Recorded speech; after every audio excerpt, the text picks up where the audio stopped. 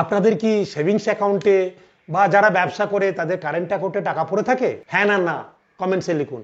যদি থাকে তাহলে আপনি কত টাকা লস করছেন। কারণ সেভিংস অ্যাকাউন্টে 3.5% মতো ইন্টারেস্ট দেয়, কিন্তু সেই টাকাটা যদি আপনি লিকুইড ফান্ডে রাখেন আপনারই একটা ডবল রিটার্ন আসবে। আপনি কি জানেন সেটা?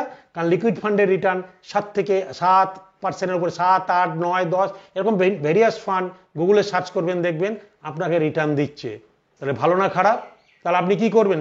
সেভিংসে টাকা ফেলে রাখবেন না লিকুইড ফান্ডে ইনভেস্ট করবেন? চয়েস কিন্তু আপনার।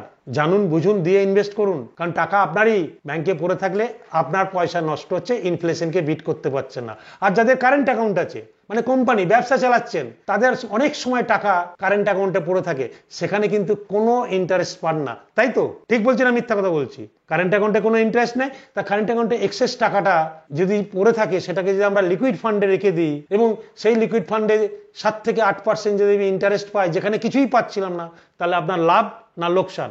আপনি বলুন। সো কারেন্ট অ্যাকাউন্টের থেকেও যারা বিজনেসম্যান তারা যদি ইনভেস্টমেন্ট প্ল্যানিং করেন তাদের জন্য অনেক মঙ্গল। কারণ বিজনেসে রিজার্ভ অ্যান্ড সারপ্লাস তৈরি করতে গেলে আজকের ডেটে মিউচুয়াল ফান্ডও কিন্তু বিশাল বিশাল এফেক্ট দেবে আপনার বিজনেসের রিটার্নে, যেটা আপনি কারেন্ট অ্যাকাউন্টে কিচ্ছু পাচ্ছেন না। সেভিংস অ্যাকাউন্টে 3.5%, কারেন্ট অ্যাকাউন্টে 7%-এর ওপরে, 7, 8, 9 যে ফান্ড যেরকম চুজ করবেন। আর যারা ব্যবসা করে কারেন্ট অ্যাকাউন্টে রসগোল্লা, মানে জিরো।